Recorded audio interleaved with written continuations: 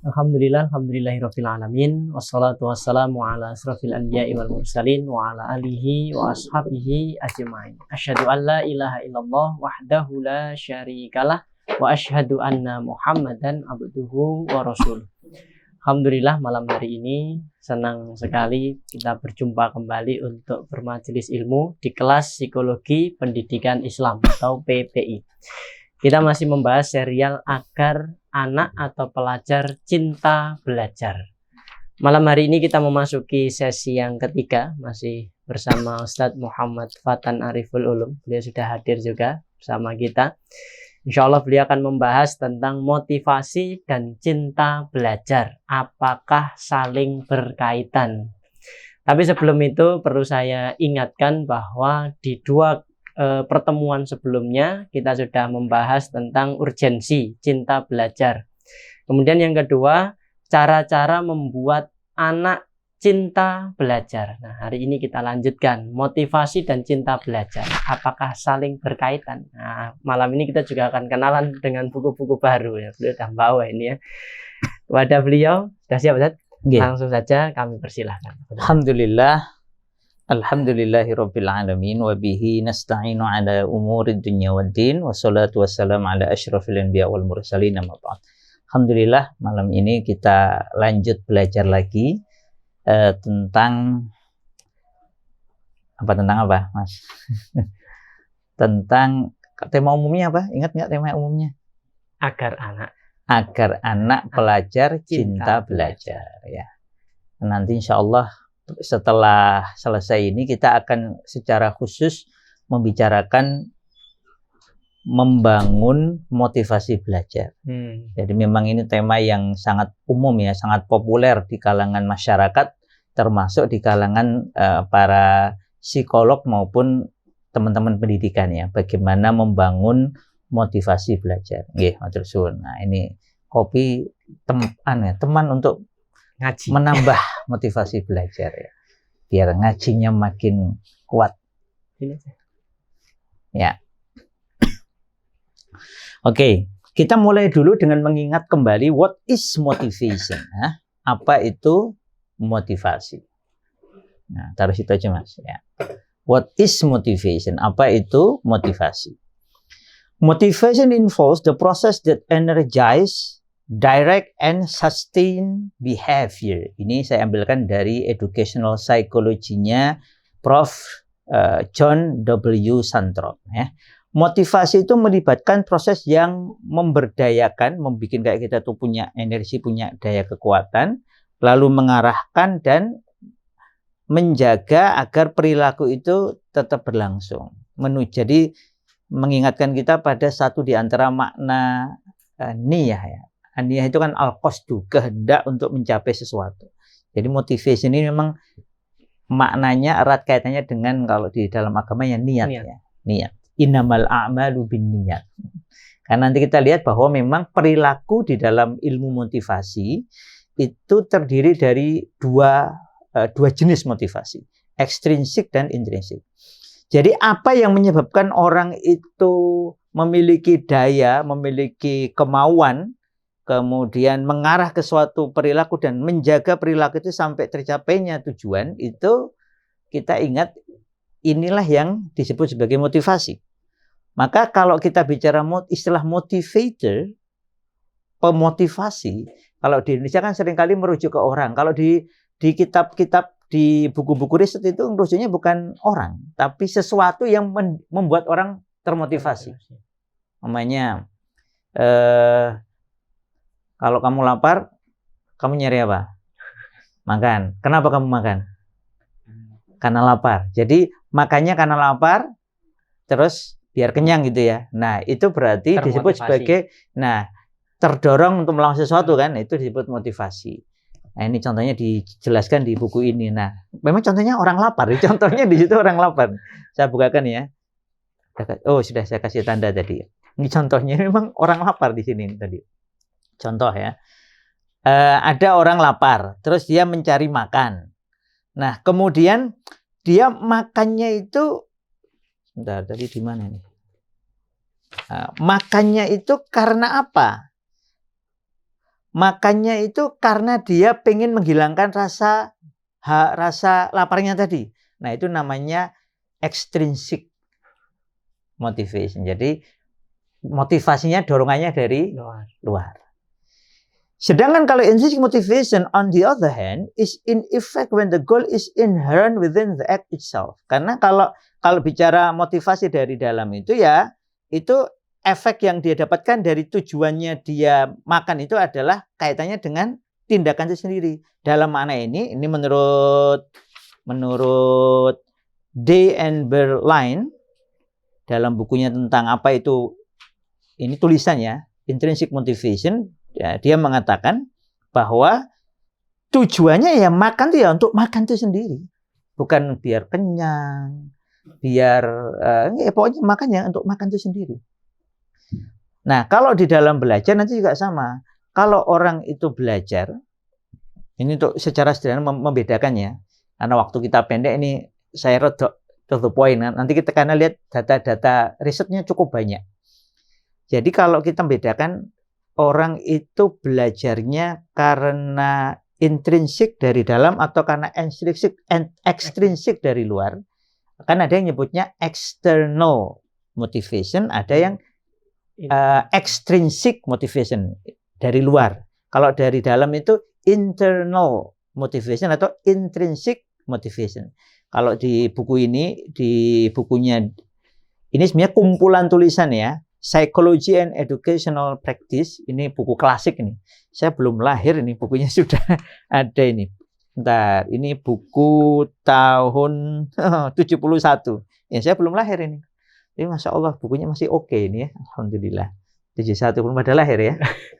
Nah, ini kan kumpulan tulisan para pakar psikologi dan pendidikan. Nah, ada di bab ketiganya, personality, motivation, reinforcement, and educational practice. Nah, itu ada tulisannya Day and Berline tentang intrinsic motivation. Ini contohnya dicontohkan kalau dalam belajar. Jadi, kalau ada orang belajar, kemudian dia belajar itu karena pengen dapat ijazah, karena pengen dapat gelar. Terus nanti kalau dia dapat gelar, dapat ijazah, dia nanti bisa dapat pekerjaan. Kemudian dia nanti bisa menaikkan pendapatannya. Atau kalau dia punya gelar kan dia nanti, wah berarti dia jadi merasa lebih gagah, merasa lebih keren. Wah, Pak Doktor atau S1, S2, S3, Dokter S, Profesor. Nah, yang kayak gitu, itu namanya extrinsic motivation. Motivasinya dari luar. Sedangkan kalau belajarnya itu karena intrinsic motivation, maka penyebabnya dia belajar adalah for the satisfaction of knowing.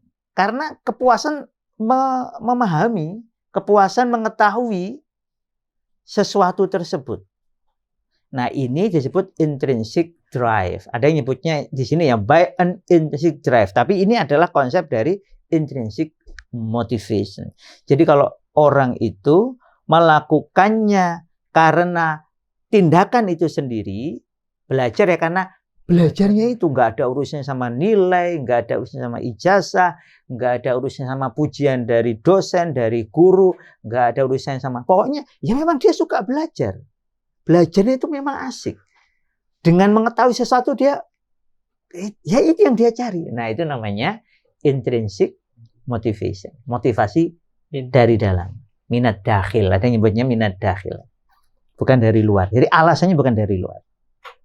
Ya, dah mudah ya membedakannya ya. Itu karena menyadari pentingnya belajar itu atau? Bisa menyadari, bisa pokoknya dia menikmati. Menikmati. Iya. Ya. Pokoknya belajar itu menikmati.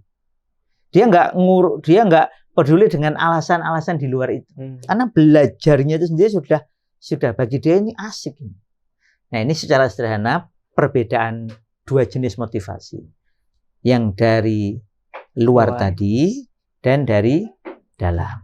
Ini secara umum ya di kalangan para peneliti dibagi menjadi dua tersebut. Oleh karena itu Day and Berline itu memberikan motivasi ini secara khusus kan kalau tadi ya extrinsic motivation itu pendorongnya, alasannya kan dari luar. Nah, kalau intrinsic motivation itu Ya pendorongnya karena itu tadi. Karena dari dalam. Oleh karena itu kalau kita bicara intrinsic motivation itu bukan dari gurunya. Karena kalau dari guru itu extrinsic. Tapi kalau intrinsic motivation itu adalah dari interaksi antara anak atau pelajar dengan proses belajarnya. Ya entah itu bacanya, kemudian tugasnya. Jadi PR itu bagi anak-anak kayak gini tuh asik. Seneng ya. Wah, kok dikasih PR? Nggak dikasih PR loh, golek PR. Apalagi nih, nanti dia nyari sendiri, tanya sama orang, diskusi sama teman, baca buku sendiri. Kenapa? Karena dia memang belajarnya itu yang bikin dia puas. Dia memang menikmati belajar itu. Bahkan jam kosong di kelas itu tetap belajar. Mau jam kosong, mau jam tidak kosong. Pulang sekolah harusnya belajar. Harusnya, kalau orang nggak senang belajar, selesai ya selesai. Tapi kalau anak yang senang belajar, wah, ulang lagi tadi Pak Guru atau Bu Guru, Ustadz atau Ustadzah tadi, atau kalau di kampus dosen bilang ini, apa ini? Cari. Kenapa? Karena belajarnya itu sendiri yang menjadikan dia menikmatinya. Nah, jadi makanya karena teorinya sangat banyak, memang perlu untuk dipelajari lebih dalam. Nanti insya Allah akan kita perdalam khusus membangun motivasi belajar ini, termasuk kita kenalan dengan teori-teori motivasi. Dan kenapa? Karena ini kita akan lihat bahwa teori-teori motivasi, terutama yang external motivation, itu banyak mempengaruhi lembaga-lembaga pendidikan di Indonesia. Mamanya begini, ini contoh, dan ini nanti kasus menggunakan external atau extrinsic motivation ini kan banyak merugikan anak. Jadi anak itu aslinya kan senang belajar. Kita sudah bahas kemarin ya. Anak itu normalnya itu desire to learn. Dia punya kegairahan belajar. Tetapi dengan berjalannya waktu, entah karena perlakuan orang tua, perlakuan guru dan sekolah, itu anak itu menurun kecintaan belajarnya. Rata-rata itu terjadi di usia 10 sampai 12 atau 13. Jadi akhir SD dan awal SMP itu makin menurun. Sampai-sampai nanti anak itu nggak lagi senang belajar. Kenapa ini terjadi? Ketika penerapan extrinsic atau external motivation itu lebih kuat. Namanya begini, anak, ayo nanti siapa yang nanti nilainya jelek nanti nggak lulus.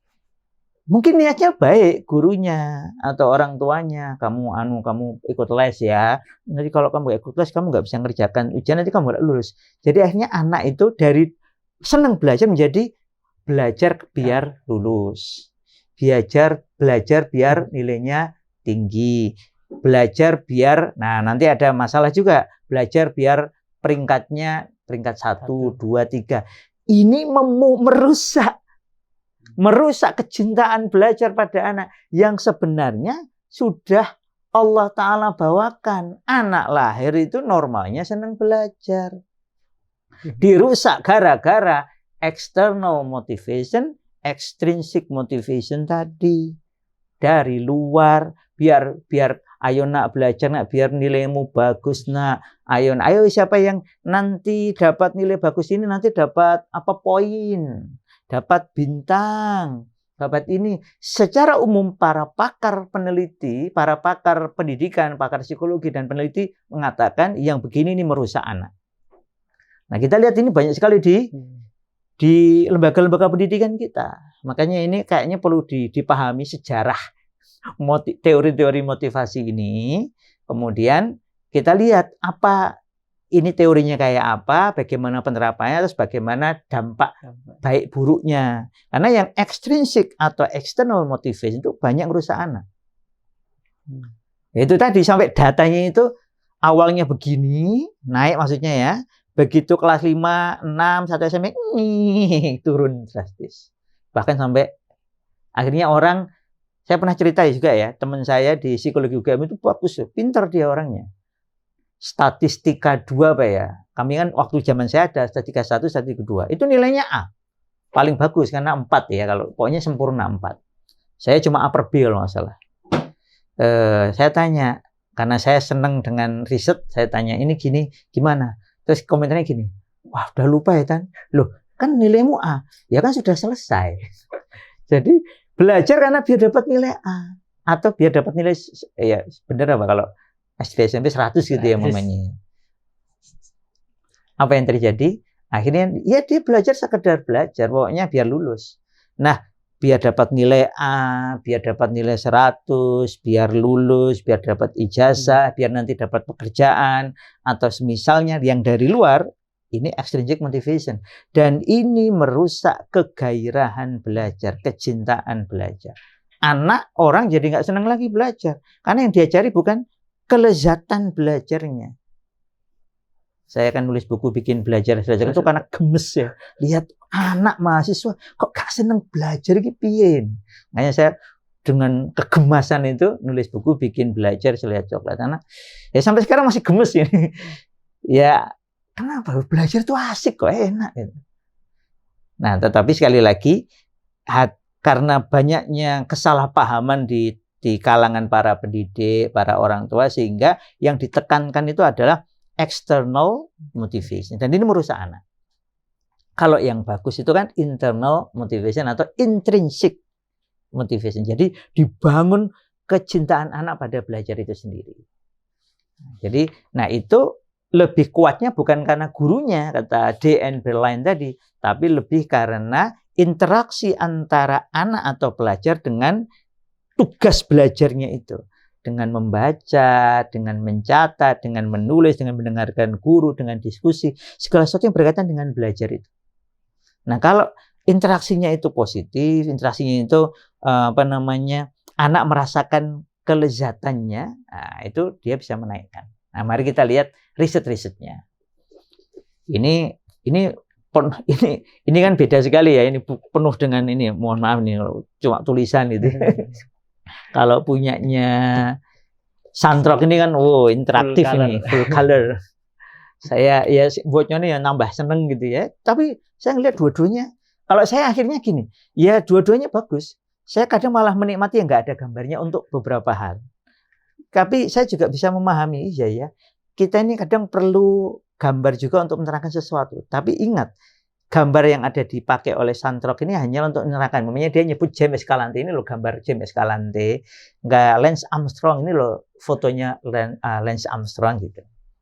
Oke ya, dari sini kita tahu bahwa secara umum motivasi itu kalau menurut Santrok harus ada proses yang energize, memberdayakan atau membuat orang itu punya tenaga, energi untuk melakukan sesuatu, mengarahkan. Nah, mengarahkan ini disebut oleh Wlodkowski sebagai purposeful. Nah, ini kenalan buku yang lain. Enhancing Adult Motivation to Learn. Ini peneliti yang sangat dihormati dalam urusan motivasi. Jadi, kalau kita bicara motivasi ini, satu di antara yang penting untuk kita ingat adalah bahwa motivasi ini memang harus ada purpose-nya, ada tujuannya. Ya. Saya bacakan dulu hubungannya. Kira-kira kalau berarti dari situ sebelum saya bacakan, motivasi dengan cinta belajar itu ada hubungannya nggak? Ada. Ingat ya, kalau motivasi masih kita bedakan tadi ya, ada dua, external motivation sama internal motivation. Berarti kalau external motivation berkaitan dengan cinta belajar itu kira-kira menaikkan atau menurunkan? Menurunkan. Cenderung menurunkan. Tapi kalau intrinsic atau internal motivation dengan cinta belajar, kecintaan belajar itu menaikkan atau menurunkan? Menaikkan. Jadi sama-sama motivasi pun kita harus lihat. Ini motivasi jenis apa? Kalau penekanannya dari luar itu cenderung menurunkan. Nanti ada beberapa penelitian itu bisa menaikkan dengan catatan. Yaitu kalau membangun kompeten. Namanya begini, sama-sama anak-anak yang termotivasi, yang punya motivasi belajar. Kemudian sama-sama senang belajar ya. Lalu diberi gini, bagi siapa yang sudah menyelesaikan tugas ini nanti diberi hadiah. Nah, hadiah yang berkaitan dengan kompetensinya yang dia sudah suka di situ, itu bisa menaikkan. Tapi ini harus hati-hati, karena kalau tidak hati-hati, anak akhirnya pindah, awalnya senang belajar tadi, pindah menjadi golek hadiah, cari hadiah. Nah, makanya harus hati-hati. Makanya secara umum, maka yang perlu dikuatkan adalah internal motivation. Maka pemberian hadiah dan semisalnya itu harus hati-hati, jangan sampai merusak intrinsic atau internal motivation ini. Makanya disebut oleh Santrok adanya shifting, perubahan. Dulu orang guru berpendapat bahwa yang penting adalah external motivation. Ayo kasih hadiah, siapa yang bisa? Ini kalau karyawan, siapa yang ini dapat gaji tambahan dan semisalnya. Ini kalau nggak hati-hati, itu bukannya menaikkan, ini ngerusak ini. Ngerusak. Karena orang jadi nggak menikmati belajar. Kan kalau nggak menikmati belajar, apa yang terjadi? Nek ono hadiahnya tak lakoni, kalau ada hadiahnya saya lakukan, kalau enggak. Atau nanti kan sudah selesai, ya sudah. Mamanya ada anak kamu dapat juara 1, nak, nanti bapak atau ibu belikan motor mamanya ya, atau HP. Begitu sudah selesai, belikan hadiah, lanjut belajar enggak? Belum tentu. Kan tujuannya bukan belajarnya, tujuannya dapat HP atau hadiah lain itu. Rusak jadinya. Oke. Nah, dari sini kita tahu ya, untuk mengingat motivasi, kemudian 2 jenis motivasi tadi.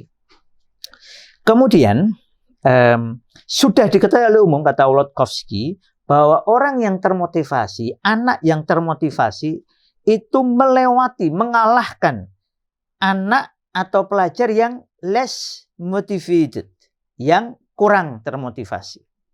Baik dalam penampilan, baik dalam prestasi, maupun dalam hasil. Jadi kinerjanya maupun hasilnya itu kalah dengan orang yang punya prestasi tinggi. Punya prestasi tinggi, punya motivasi tinggi tadi ya. Jadi meskipun ini disebutkan memiliki capability, jadi ini kapabilitasnya, kemampuannya sama, kesempatannya sama, itu tetap yang memiliki motivasi tinggi itu bisa mengalahkan yang motivasinya rendah.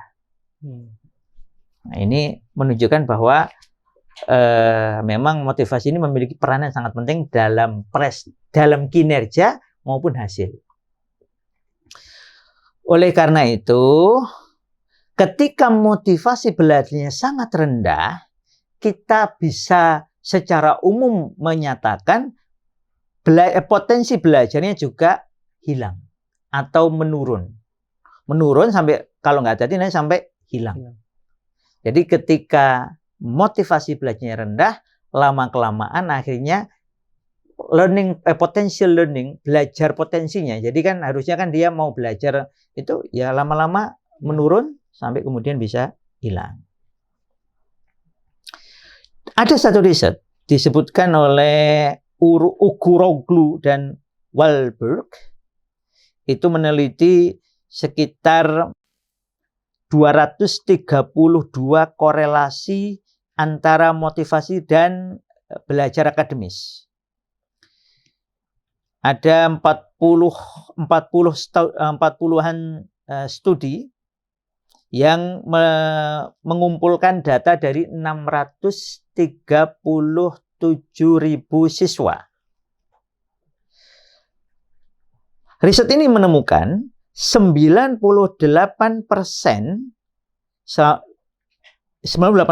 itu ada korelasi antara motivasi dan capaian prestasi akademik.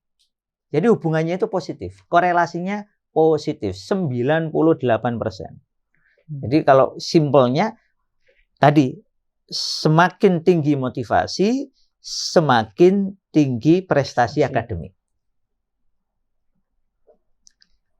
Ini kan menarik ini.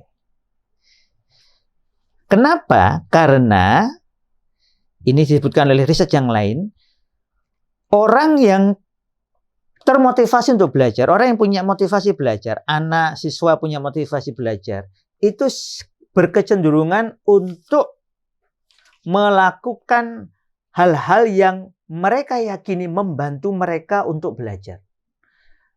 Mau membaca buku, mau mencatat, mau menulis, mau bertanya, mau diskusi. Kenapa? Karena meyakini, oh membaca itu meningkatkan belajar.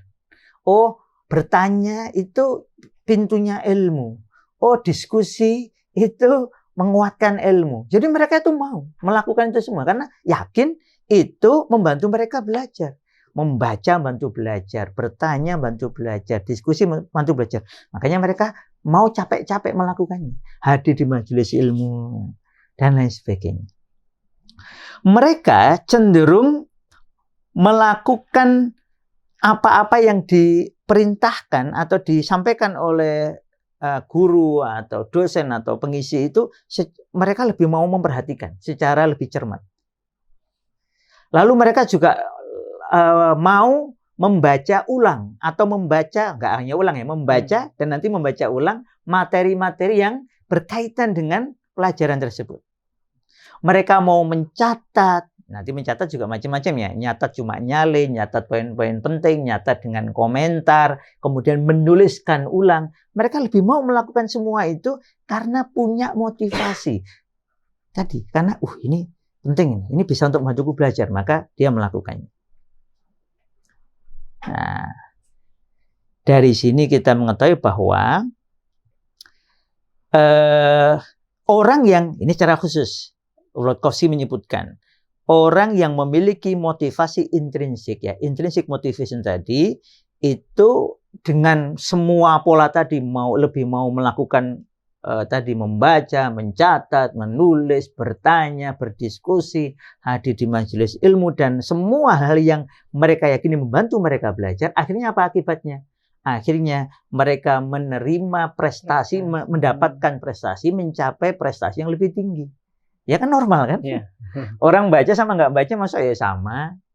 Orang mencatat dengan tidak mencatat masa ya sama. Orang yang bertanya dengan tidak bertanya masuk sama. Saya pernah cerita ya, saya itu dulu diajari oleh beberapa senior, itu kalau ngantuk itu tanya. Jadi kalau saya ngantuk sebenarnya nggak langsung saya tanya, saya langsung jatuhkan pulpen. Terus gini nih, biar ngantuknya hilang. Masih ngantuk juga, saya minta teman saya untuk meremas-remas. Minta tolong, saya remas ini maunya gini. Yang kuat. Wah gitu. Biasanya itu ngurangi, tapi nggak menghilangkan sepenuhnya. Wah, kalau sudah, dan saya paling suka yang ketiga ini, walaupun resikonya gede, saya tiba-tiba angkat tangan di kelas. Waktu itu di psikologi UGM. Karena ini saya praktekkan waktu kuliah. Begitu angkat tangan, apa yang terjadi? Dosennya tanya, ya Fatan, ada yang mau ditanyakan? Wah, langsung ngantuknya hilang.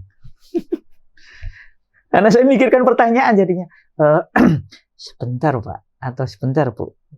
Tadi saya bagian ini kurang jelas. Nah, memang tadi kan geliat jadi kurang jelas. Apakah saya tanya lagi, apakah begini atau apakah bisa diperjelas lagi atau diterangkan ulang? Saya ingat sekali sampai dosen tuh komentar begini. Tuh loh, kayak Fatan itu loh. Kalau nggak paham tanya. Itu batin saya sebagian karena ngantuk. Tapi memang lama-kelamaan itu jadi kesukaan. Termasuk selesai pelajaran saya diskusi. Saya itu nyateti ya alamat, nomor telepon sama alamat dosen-dosen. Mana yang bisa saya datangi, saya datangi. Terus tanya, sebagian nantinya jadi akrab. Ya berapa kali ke rumah beliau para dosen, sampai beberapa yang mengizinkan bikin kegiatan, saya bikin kegiatan dengan teman-teman di sana. Sampai nginep beberapa. Nah, sampai kemudian ya sebagiannya sangat akrab bahkan sama dengan keluarganya. Nah, saya dapati ketika itu tadi, karena saya meyakini bertanya itu membantu saya makin paham. Makanya ngantuk orang marake paham ya angkat tangan wae. Masya Allah. Ternyata dampak lainnya dosen-dosen menganggap, wah ini loh rajin. Sehingga alhamdulillah beberapa dosen yang husnudzon dengan saya itu nilainya saya jadi bagus-bagus.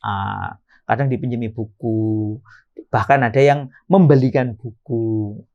Ya beberapa buku saya itu hadiah dari beberapa dosen atau diajak ke jadi asisten training atau ini. Jadi banyak sekali manfaat yang saya dapatkan. Awalnya ya Ya karena memang saya nggak mau, salah satu semangat saya waktu itu, saya nggak mau kalau pelajaran ini saya nggak dapat, saya harus dapat sesuatu. Nah, karena ngantuk ini menghalangi saya harus melakukan sesuatu, nggak boleh saya diam aja. Karena saya yakin mendengarkan itu penting, memahami itu penting, ya saya tanya. Nah, jadi ini contoh ya, karena saya ini apa yang disebutkan oleh Ulotkovsky itu, iya ya, saya jadi merenung kembali. Oh, karena saya merasakan banyak yang saya dapatkan ketika saya bertanya itu. Selain ngantuknya hilang, mau nggak mau memperhatikan, terus jadi lebih dikenal oleh dosen sehingga diskusi jadi lebih hidup. Jangan pernah minta Mas Yusuf ya ketika kuliah ya, tanya dosen, Pak, kalau saya pengen dapat nilai A, apa buku yang harus saya pelajari dalam? Nah, cuman kan targetnya jangan nilai A-nya. Kalau targetnya nilai A-nya berarti external motivation. Tapi karena biar saya paham, biar saya menguasai ini, nah, kok resikonya ya dapat A. Cuma kan dosen kan enak. Kalau jawabnya gitu kan, dosen, oh berarti ya kamu harus mempelajari ini. Kan lebih jelas kita harus mempelajari apa. Yang lebih asik bukan nilai A-nya. Nilai A itu bahasa simpelnya konsekuensi dari kesungguhan belajar. Tapi mempelajarinya itu sendiri. Nah, gitu ya. Jadi normal kata Ulotkovsky, orang yang punya intrinsic motivation, motivasi dari dalam, kemudian dia itu meyakini ada apa-apa yang bisa membantunya belajar, dia jalankan. Ya tadi membaca, mencatat, menulis ulang, bertanya, diskusi, mengerjakan tugas, mengerjakan PR dan lain sebagainya tadi. Nah, otomatis itu kata Ulotkovsky itu naikkan prestasinya, menaikkan grade-nya. Oke. Nah, dari sini motivasi itu bukan hanya menaikkan hasil belajar, tetapi juga menjadikan belajar itu sebagai sesuatu yang sesuatu yang lezat, yang nikmat. Ada sebagian yang nanti nyebutnya flow ya. Nanti kita lihat flow itu tulis teorinya, risetnya nyebutnya gimana ini? Mihaly. Namanya itu memang agak susah menyebutnya ini. Nanti kita lihat menurut Santrok ada beberapa yang disebut sebagai poin dari intrinsic motivation. Nah, Mihaly ya, kita aja ya. Mihaly Csikszentmihalyi. Satu di antara buku yang penting dalam intrinsic motivation, judulnya Flow, mengalir. Nah, jadi disimpulkan oleh para peneliti bahwa motivasi dan belajar tidak bisa dipisahkan. Terutama kalau kita bicara tentang intrinsic motivation, itu tidak bisa dipisahkan dari love of learning atau love for learning. Kalau pakai ini kan love learning ya, love learning, berarti love of learning ya. Stipek ini punya buku juga yang sangat bagus, judulnya Motivation to Learn. Nggak saya bawa ini. Motivation to Learn itu buku beliau, bagaimana riset-riset ini diterapkan dalam dunia nyata, khususnya di sekolah. Nah, ini yang nanti akan kita gali lebih dalam ini berarti bulan Rajab, bulan Sya'ban ya. Kurang ya sampai Ramadan ya, boleh juga. Esok-esok sinau motivasi kan kita asik juga ya. Nguji motivasi. Ya, kalau motivasinya intrinsik, ayo gitu. Tapi kalau motivasinya ekstrinsik, kesel. Malah sekalian diuji tuh. Saya dulu punya guru itu, ngajarnya itu ada beberapa. Saya itu punya beberapa guru yang unik-unik. Jam ngajarnya itu aneh-aneh. Pertama jam 12 malam. Nggak ada alasan tuh. Kamu kalau mau ya belajar, kalau enggak ya enggak. Yang kedua itu malam-malam. Jadi seingat saya jam 9 sampai jam 10 malam. Sendiri saya, santri sendiri itu. Di lapangan itu dilatih public speaking dan pengaturan ya macam-macam itu. Sudah saya beliau. Dan yang ketiga itu ba'da subuh. Jadi ujiannya itu unik-unik. Ba'da subuh, bayangkan kalau ba'da subuh Ramadan. Wah, kan asik itu. Jadi pilihannya ngantuk apa sinau. Jadi latihan-latihan yang unik-unik ini nih melatih kita untuk, oh iya ya, kita ini sebenarnya belajar karena menikmati belajar atau karena mencari yang lain. Sehingga waktu-waktu yang entah tengah malam, pada subuh pas ketika Ramadan, atau tadi ya jam 9 sampai jam 10 itu sendirian lagi, itu kira-kira menjadikan kita semangat apa enggak? Terus saya kok ngerasa yang kayak hal-hal seperti itu membantu saya untuk punya motivasi internal atau intrinsik tadi. Jadi tidak terpisahkan. Ini disebutkan oleh Zul, ya, salah satunya oleh Zul penelitinya. When learners are motivated during the learning process, ketika para pembelajar ini, pelajarnya, siswanya itu termotivasi selama proses belajar, maka belajarnya itu ya nanti jadi lancar. Kemudian komunikasinya itu ya mengalir, kemudian kecemasan turun, lalu muncul kreativitas itu muncul dengan mudah. Kalau pelajarnya, siswanya, anaknya termotivasi. Khususnya kalau tadi ya motivasinya dari dalam. Oke. Gitu ya. Sudah mulai kebayang ya. Terus sekarang kita fokus ke intrinsic motivation ya, jenis-jenisnya. Menurut saya nggak akan nyebut teorinya Maslow ya, Bapak Ibu, Mas-mas, Mbak-mbak sudah kenal ya dengan hierarchy of needs-nya Maslow ya. Saya sebut singkat saja ya. Menurut Maslow secara umum itu motivasi itu ada 5 ya. Pertama adalah keperluan fisiologis seperti tadi lapar, haus, tidur gitu. Naik lagi nanti namanya safety, keamanan. Kemudian yang naik lagi berikutnya adalah cinta dan kepemilikan ya, merasa harus dicintai, disayangi, diperhatikan. Kemudian yang keempat itu esteem, harga diri. Yang terakhir adalah aktualisasi diri. Nah, ini tentu saja ada kelebihan, ada kekurangannya. Sudah banyak yang komentar. Saya cuma nyebutkan karena ini satu di antara teori motivasi yang paling terkenal. Tetapi sekali lagi ini catatannya banyak.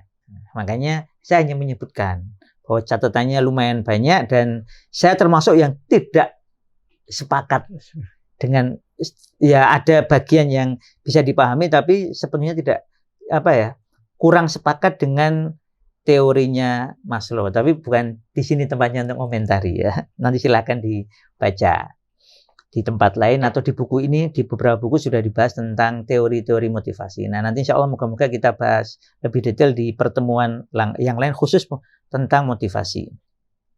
Kemudian kalau tentang intrinsic motivation. Intrinsic motivation menurut Santrop itu terdiri dari empat tipe.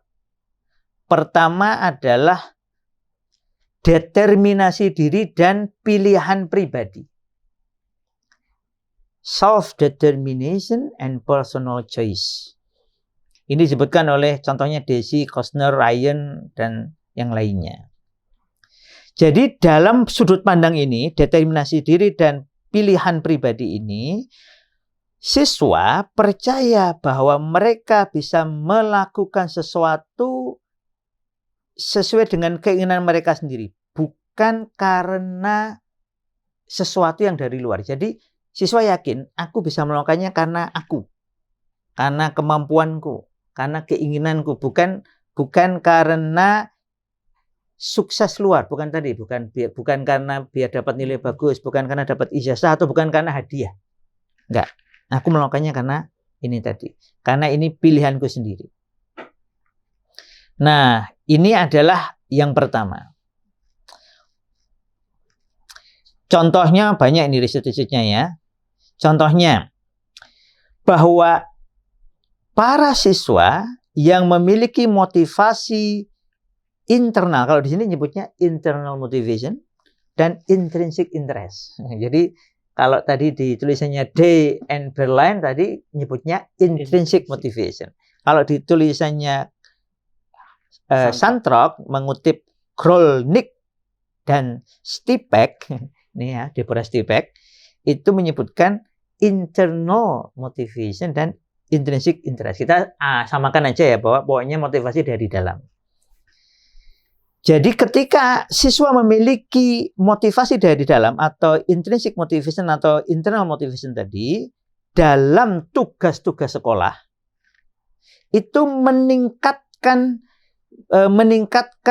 upaya siswa dan tanggung jawab mereka dalam belajar. Datang ke sini bukan karena diperintah orang, tapi karena wah ini kesempatan belajar ini. Nah, karena belajarnya itu loh. Karena belajarnya itu sendiri, maka itu akan meningkatkan kesuksesan pribadi.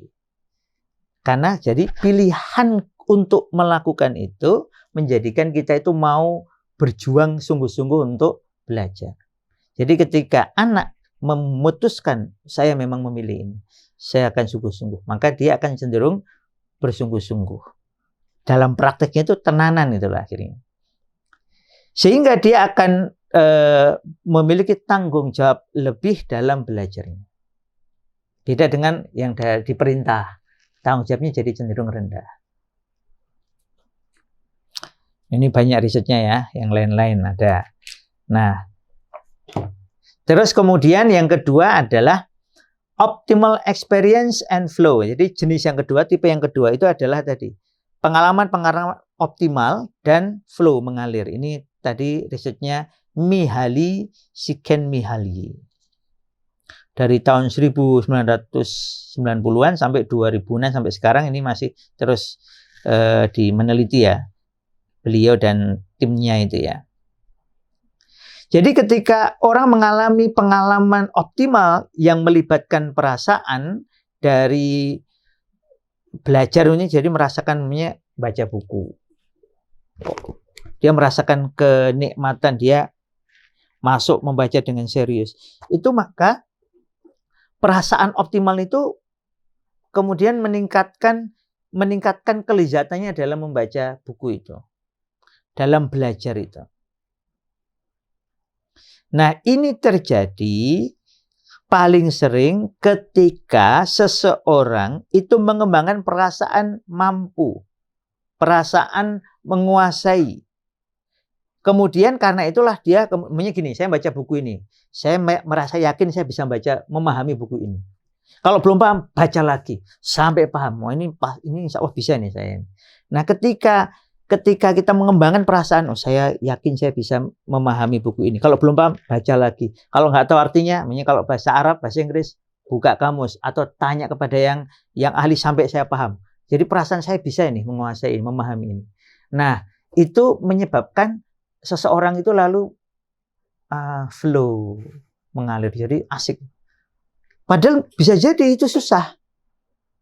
Tapi karena yakin dia bisa, ya ini cuma saya kurang belajar, kurang berusaha ini.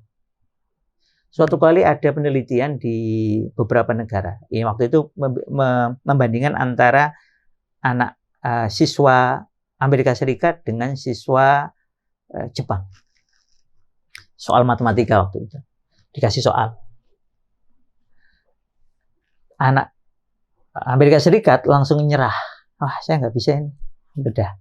Anak Jepang itu ya nggak bisa. Diulang lagi, dicoba lagi. Belum bisa, diulang lagi, coba lagi. Sampai kata penelitian itu saya harus menghentikan mereka. Karena mereka itu kayak nggak mau berhenti. Dikejar terus. Sampai bisa. Sampai penelitiannya itu khawatir dan takut. Udah, cukup. Waktunya habis. Itu kalau nggak, kata si peneliti, kalau nggak saya hentikan, ini mereka itu akan kerjakan terus sampai mereka bisa. Jadi, ini kata peneliti, ternyata anak-anak Jepang ini ditanamkan. Kalau kamu nggak bisa, mungkin kamu kurang berusaha. Kamu harus tambah usahamu. Kalau di Amerika Serikat nggak bisa, ya sudah. Ini soal matematika ini. Nah, ini contoh. Jadi bahwa ini nanti berkaitan dengan culture. Ini penelitian para ahli bahwa ini juga berkaitan dengan culture.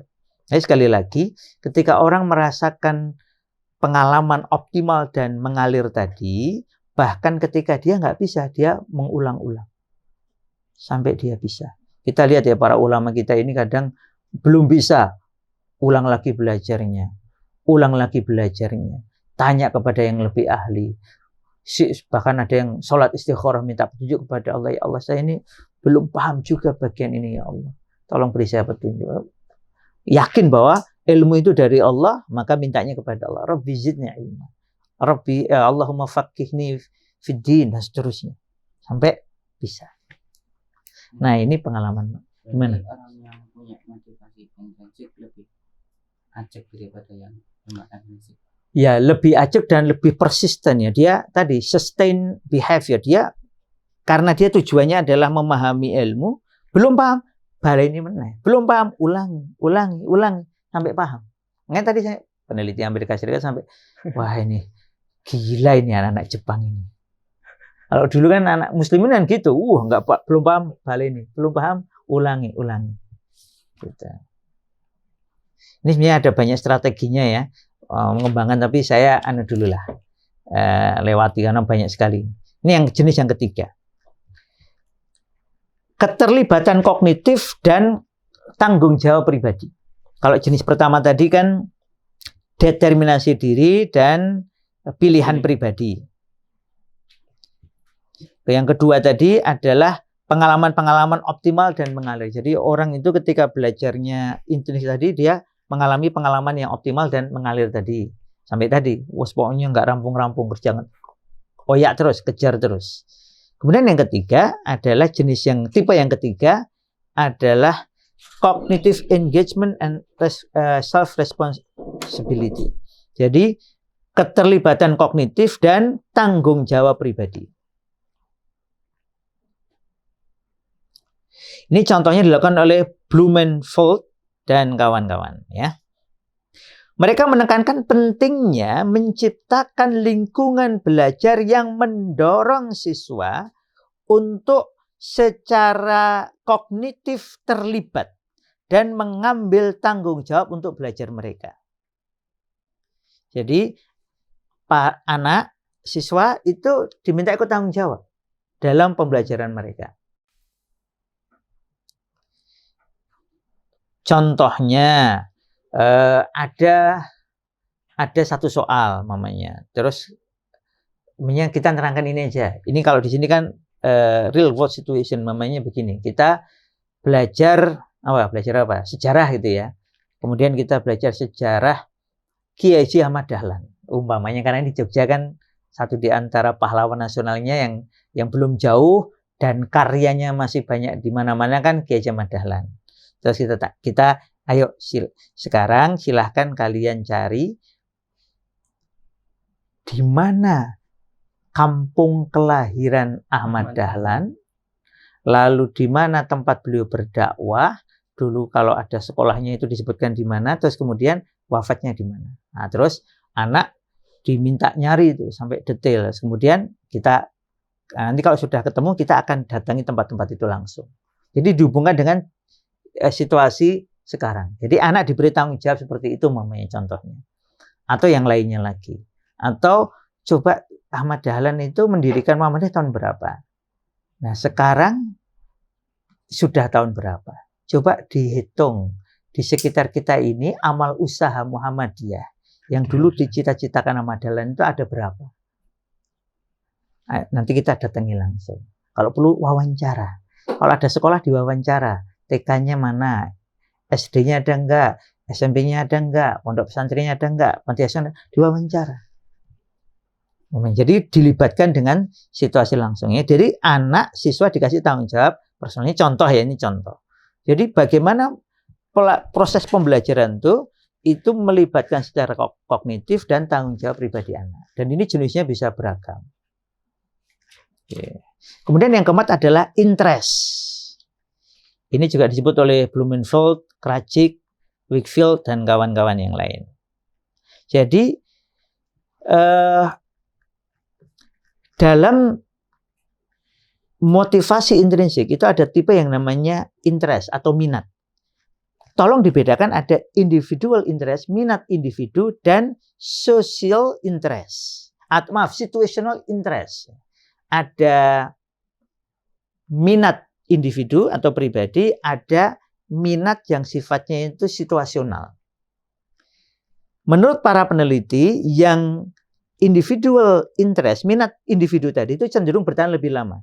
Sedangkan situational interest itu ya tergantung dari kegiatan dan situasinya. Nah, maka nanti ada yang melihat bahwa ada ini kaitannya dengan pertama kaitannya ya itu dengan persepsi siswa terhadap tingkatan tantangan tugas. Seberapa menantang tugas itu. Kemudian yang kedua, persepsi mereka terhadap kemampuan mereka. Jadi persepsi anak atau siswa terhadap kemampuan dirinya dan terhadap tantangan dari tugas tersebut. Ketika persepsinya tantangannya itu menantang, kemudian kemampuannya saya mampu, maka mereka akan flow. Ini mendekati dengan flow ya. Maka mereka akan mengalir, dia akan mau sungguh-sungguh. Tapi kalau tidak ya, mamanya saya merasa wah saya itu mampu, terus tugasnya bawah, ya, nggak semangat. Kemudian atau bosen karena tugasnya di bawah tantangannya. Kemudian kalau tugasnya terlalu berat, sedangkan dia merasa dirinya nggak mampu, yang terjadi adalah kecemasan. Tapi kalau dia merasa dirinya itu kemampuannya rendah, kemudian tantangannya juga rendah, dia apatis. Sebentar, ini kaitannya dengan flow ya, minat dengan flow ini. Nah, oleh karena itu, kalau kita bicara, kembali ke minat ini tadi, ini kaitannya dengan deep learning, berkaitan dengan mengukur deep learning, jadi belajar yang mendalam. Bukan hanya, kalau membaca bukan hanya asal membaca, tapi membaca sampai paham, sampai memahami, itu kan deep reading ya. Sama, belajar itu bukan hanya asal belajar, tapi sampai mendalam. Ini adik-adik nanti nggak tahu ya, tanya. Memperjelas, karena kalau saya salah, bisa dikoreksi. Kalau belum jelas, bisa diperdalam. Nah, itu perlu, nah ini kan minat ya. Wah, ada minatnya nggak ini? Punya minat nggak untuk belajar? Oke. Sampai jam berapa ini? Masih ya? Ini masih banyak apa? Ini tinggal berapa menit? 2 menit. 2 menit? Aduh, ya. Oke. Ya, ini kenalannya. Jadi saya sebutkan aja secara umum. Jadi tadi ada 4 tipe. Yang pertama berkaitan dengan ini 4 tipe motivasi intrinsik. Pertama adalah determinasi diri dan pilihan pribadi.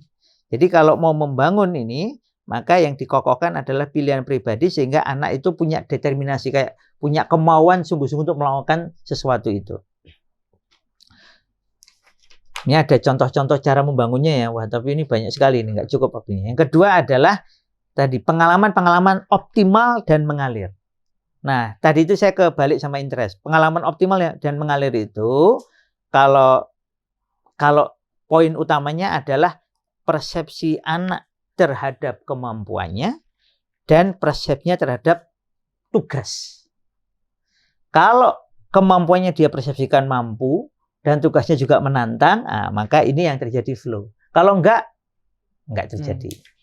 Kemudian yang ketiga adalah keterlibatan kognitif dan tanggung jawab pribadi. Oleh karena itu kita mendorong anak siswa untuk punya tanggung jawab terhadap belajarnya tadi. Makanya kita tadi contohnya ya, saya tadi ngasih contoh Ki Hajar Madalan. Ayo, sekarang amal usahanya Ki Hajar Madalan yang mendirikan Muhammadiyah di sekitar sini, namanya di SD, yang sekolahnya, lembaga kesehatannya, lembaga sosialnya apa saja. Ayo kita datang. Nanti kita datangi, kita ajak ngobrol. Jadi ada tanggung jawab pribadi dan ada kognitif.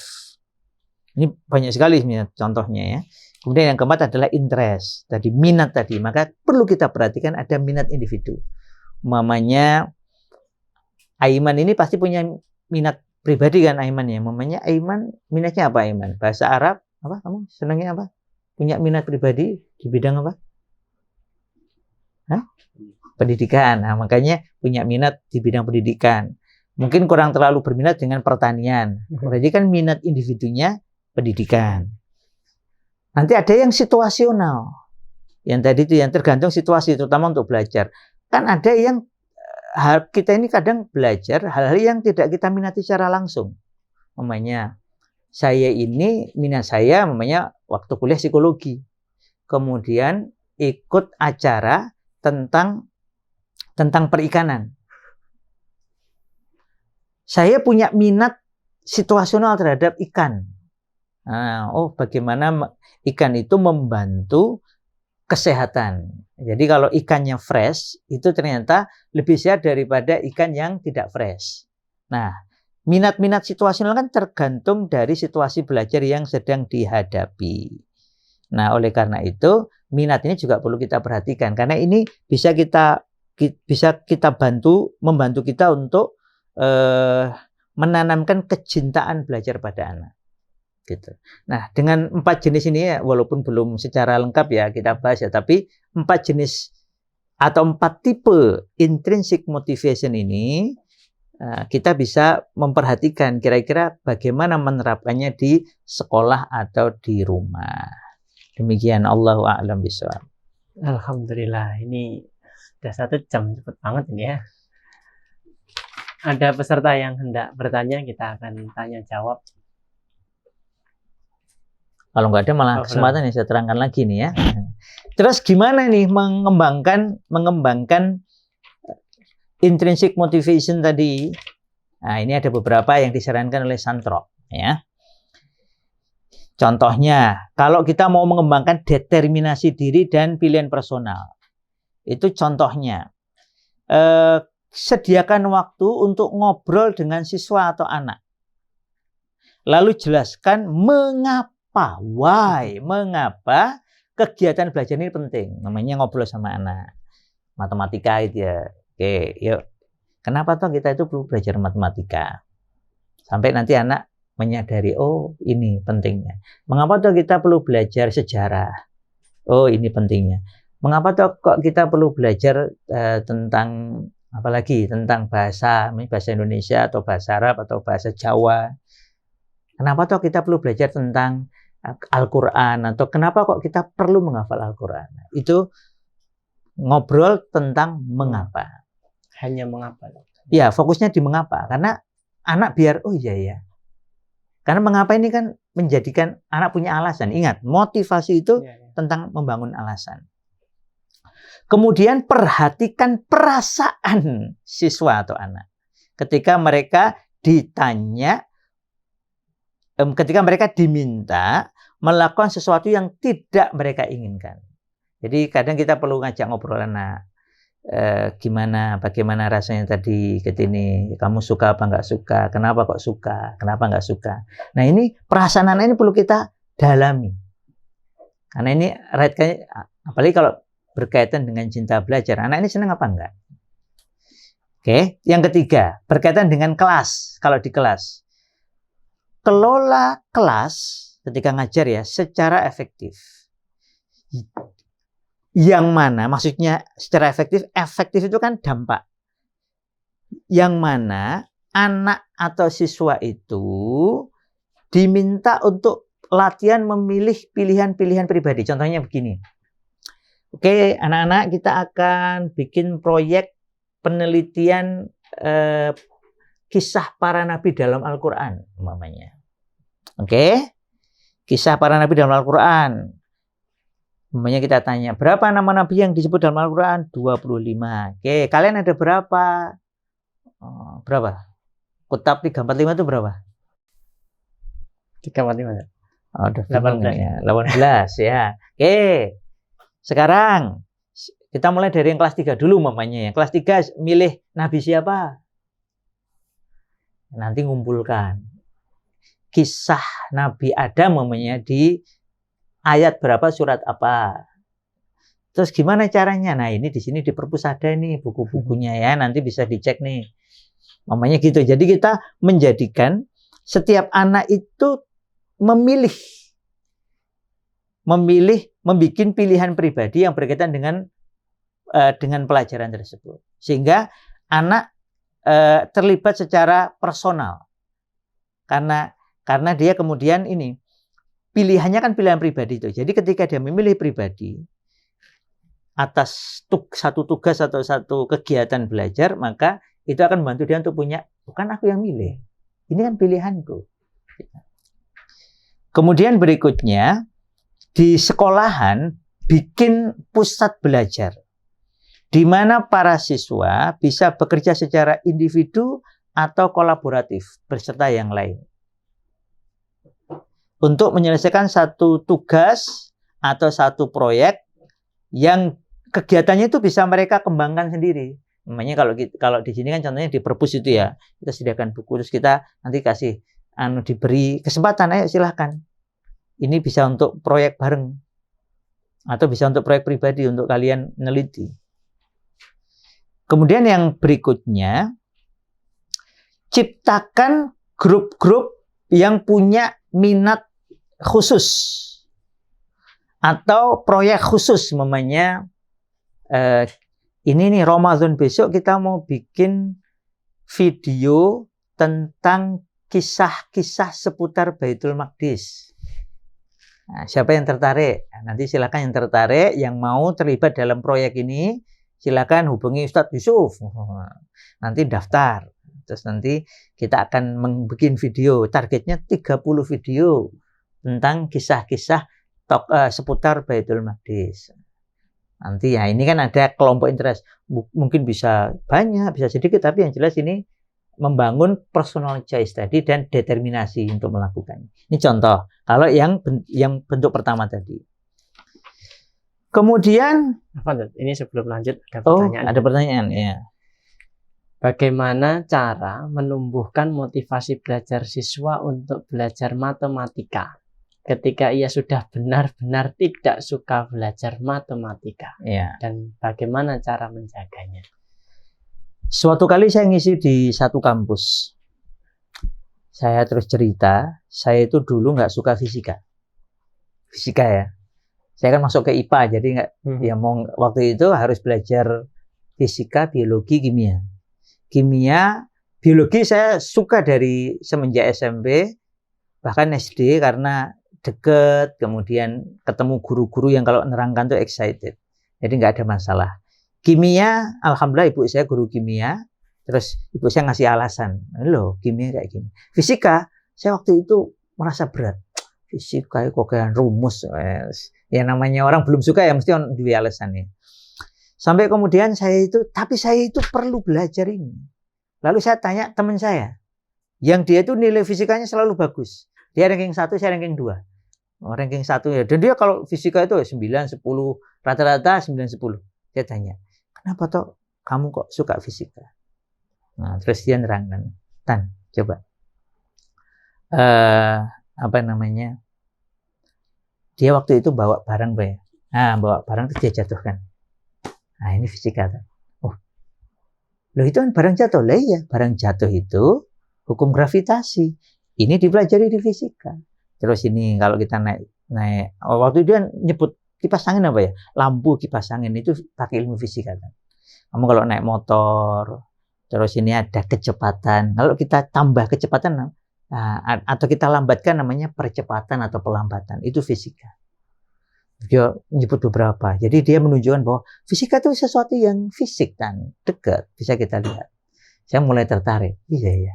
Jadi kalau kamu belajar fisika itu sebenarnya kamu sedang belajar memahami hukum di sekitarmu ini. Bagaimana benda jatuh, kita ngukur kecepatannya, mengapa kok benda itu nggak jatuh, bagaimana biar benda itu bisa nempel di situ, dan seterusnya. Dari situ saya mulai merasakan kenikmatan fisika. Nah, saya cerita waktu itu, seingat saya di biologi UGM. Karena ada mahasiswa biologi UGM nggak seneng kuliah di biologi, apalagi mikrobiologi. Nah, lalu ketika saya habis cerita itu, ada dosen muda angkat tangan, Ustadz, saya mau ikut cerita. Ya cerita, saya dulu mahasiswa di sini. Saya itu paling nggak suka mikrobiologi. Biologi aja saya waktu itu nggak suka, apalagi yang mikro. Sampai suatu kali saya itu lagi capek gitu, sudah kepikiran apa nggak lanjut aja ya kuliahnya. Itu ketemu sama bapak-bapak, ngobrol, diajak ngobrol. Kenapa ya Mas?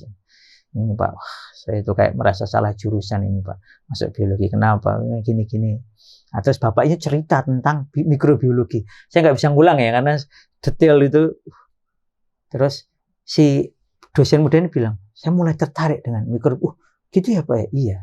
Jadi memang mikrobiologi itu seperti mempelajari hal-hal yang kecil tapi sangat dekat dengan kehidupan kita. Saking dekatnya kadang kita nggak kelihatan. Ngobrol-ngobrol, tumbuh hasratnya. Oh, ternyata ada ya. Apa namanya? Dia jadi punya alasan ketertarikan dengan mikrobiologi, khususnya mikrobiologi waktu itu. Tapi bapak itu dosen. Kok pandai. Setelah itu tanya, "Loh Bapak ini Kristen?" Oh iya. Kamu belum ketemu sama saya ya. Saya ternyata itu kalau nggak salah profesor itu. Kan biasa ya di UGM itu profesornya gimana nyebutnya ya? Low profile ya. Saya kenal banyak profesor yang low profile kayak gitu. Nggak merasa profesor biasa aja gitu. Ngobrol itu. Senang dia akhirnya. Sampai akhirnya bukan hanya jadi lulus dia, jadi dosen di situ. Nah, itu menambah semangat tadi mahasiswa yang tanya tadi. Itu contoh. Jadi cari alasan mengapa saya perlu belajar matematika. Karena ini pernah juga ditanyakan oleh beberapa sekolah ya, ditanya, kenapa toh kita belajar matematika? Nah, cari alasan pribadi mengapa matematika itu penting. Mengapa kita ini perlu belajar matematika? Yang itu dekat dengan keperluan kita, dengan oh iya ya, matematika itu ngajari saya. Kalau bapak saya dulu simpel. Beliau mengeluarkan uang gitu ya. Saya bawa receh. Ada yang punya receh nggak? Kalau bapak saya itu dulu gini, ayo, namanya kalau nggak ada ini aja ya. Gini. Tapi waktu itu receh memang. Kalau receh kan lebih kerasa ya. Recehnya agak banyak, itu sama ini uang 100-an. Pilih mana antara yang receh sama yang 100, yang ini, yang kiri, yang kanan, pilih yang mana. Saya lihat sendiri waktu itu, anak kecil, ponakan saya, itu milihnya yang receh. Karena rincing. Yang ini dikasih bapak saya dibuang. Terus komentar bapak saya, itulah anak kecil yang belum tahu nilai uang. Padahal dari mana kita tahu nilai uang? Dari matematika. Ya kan? Kalau orang nggak tahu nilai, kalau nggak tahu matematika kan 1M momennya dengan 100 juta pilih mana? Sengake 100. Nah, sama seperti anak kecil itu tadi membuang uang 100 sampai 50 ribu waktu itu nyari yang receh. Karena belum tahu nilai uang. Nah, salah satunya itu. Jadi nilai uang itu dipahami dari memahami matematika. Karena belum nanti kalau kita bicara fikih waris dan banyak ilmu agama ini yang memerlukan matematika. Karena matematika itu ngajari kita logika yang benar. Karena 1 tambah 1 sama dengan 2. Mau kamu penjahat, mau kamu orang baik, ya 1 tambah 1 sama dengan 2. Itu sesuatu yang nggak bisa ditolak oleh logika. Nah, matematika ngajari kita logika yang sehat. Nah, kalau kita nggak suka matematika, logika kita hati-hati, jadi nggak sehat nanti. Nah, itu contohnya. Jadi, dengan memahami alasan, mengapa tuh saya itu perlu belajar matematika. Gitu. Oke ya? Iya. Ini waktunya menunjukkan jam 9:10. Oh, masih ada waktu. Masih ada. Saya tambah ini ya, tentang, terus gimana biar anak-anak itu mencapai optimal experiences and flow. Mencapai pengalaman-pengalaman yang optimal dan mengalir. Dia merasa mengalir itu. Maka satu di antara strateginya adalah itu jadilah, ini gurunya ya, usahakan kamu itu orang yang kompeten dan termotivasi. Jadi seorang guru itu harus kuasai apa yang dia pelajari dan dia punya motivasi yang kuat untuk mengajarnya. Jadi tunjukkan antusiasme saat mengajar. Ini kalau dari sisi gurunya. Kemudian yang kedua, ciptakan optimal match.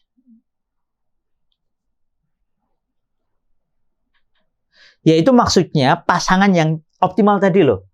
Jadi kembangkan perasaan mampu di dalam diri siswa dan kemudian beri dia tantangan yang sesuai tantangan yang jangan yang terlalu rendah, yang tinggi. Jadi paskan ini. Bangun perasaan mampu pada diri siswa dan kemudian berikan tugas yang cukup menantang, jangan di bawahnya. Sehingga siswa itu merasa, wah ini menantang ini, saya mampu melakukannya. Tentu dengan bimbingan ya. Jangan bikin proyek yang anak ini belum mampu, atau sebaliknya proyek yang terlalu rendah. Jadi dua-duanya kita kembangkan. Jadi paskan sehingga nanti muncul flow tadi. Kemudian yang ketiga, raise confidence ya. Tumbuh kembangkan kepercayaan kepada kemampuan diri. Pada diri anak tadi itu. Itu yang diusulkan oleh Csikszentmihalyi, Wallin dan kawan-kawan tentang flow tadi itu. Kemudian kalau minat, gimana cara mengembangkannya? Satu di antara cara mengembangkan minat adalah, jadi contohnya ya, Aiman tertarik dengan pendidikan, maka beri tugas Aiman berkaitan dengan ketertarikan individunya tadi.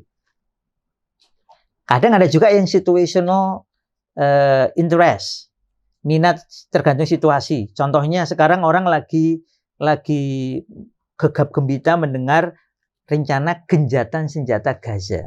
Terus bikin di sekolah, ayo kita bikin Gaza itu sebenarnya mulai namanya sejarah Gaza.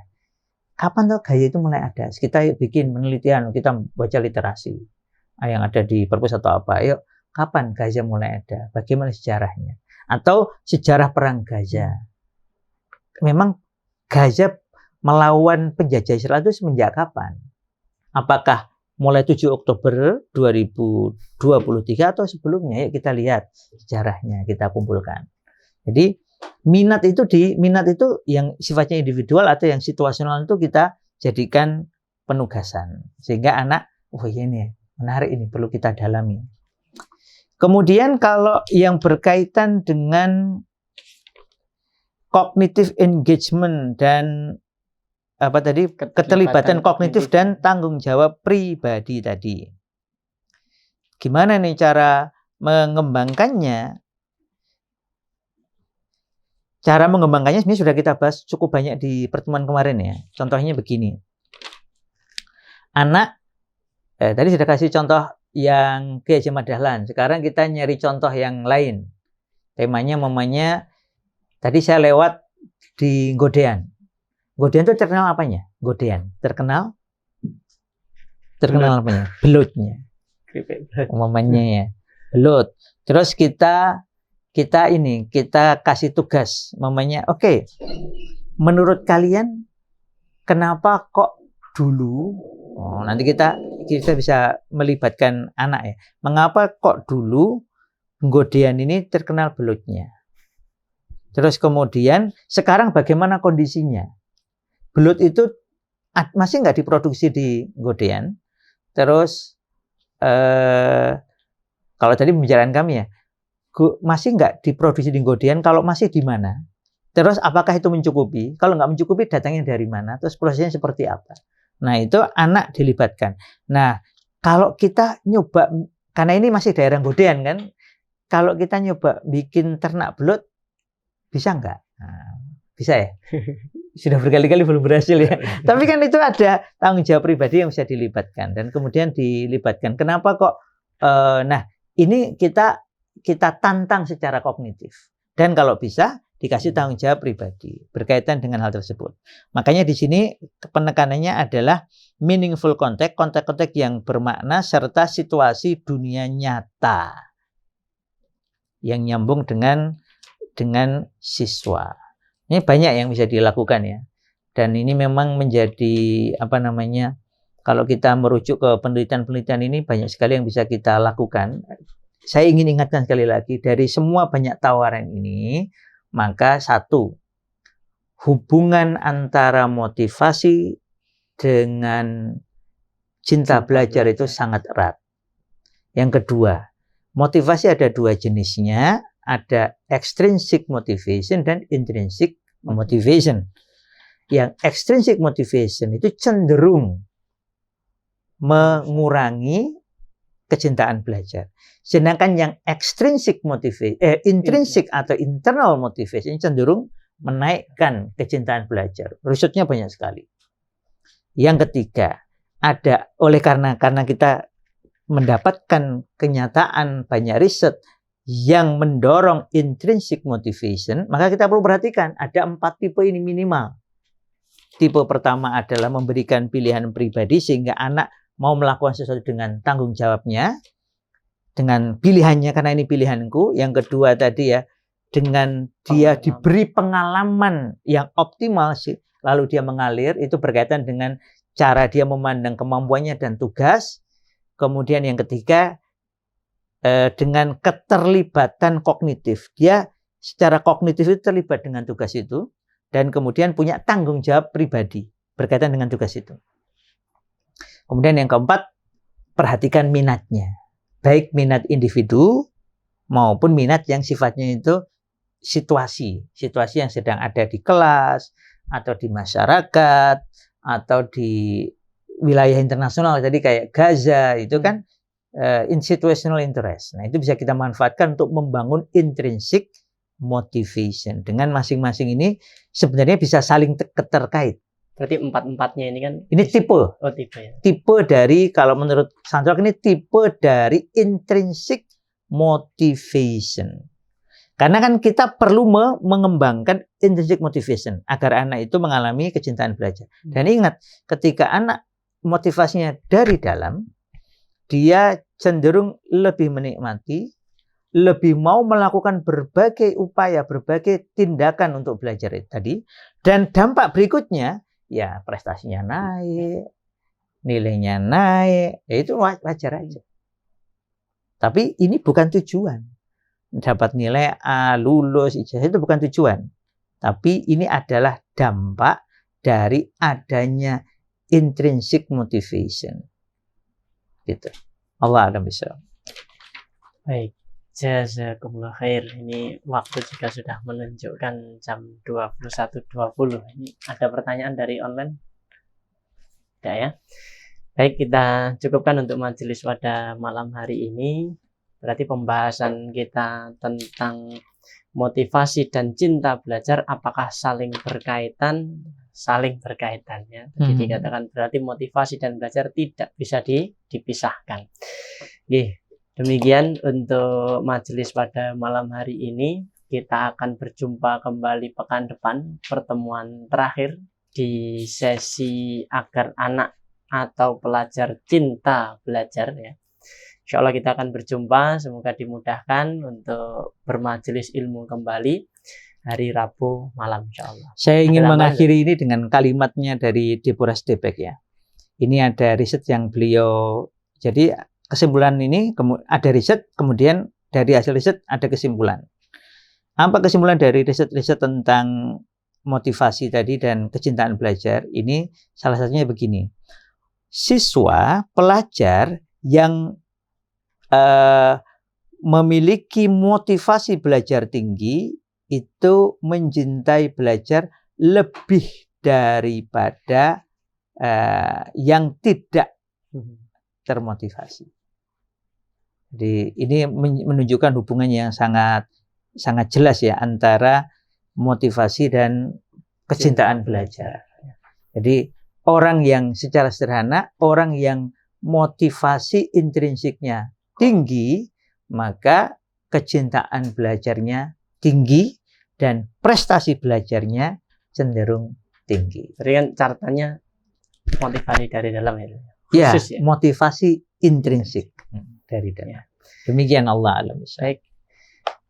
Jazakumullah khair Mas kepada Ustaz Fatan lalu Mas Aiman yang sudah hadir pada malam hari ini dan teman-teman yang ada di sini.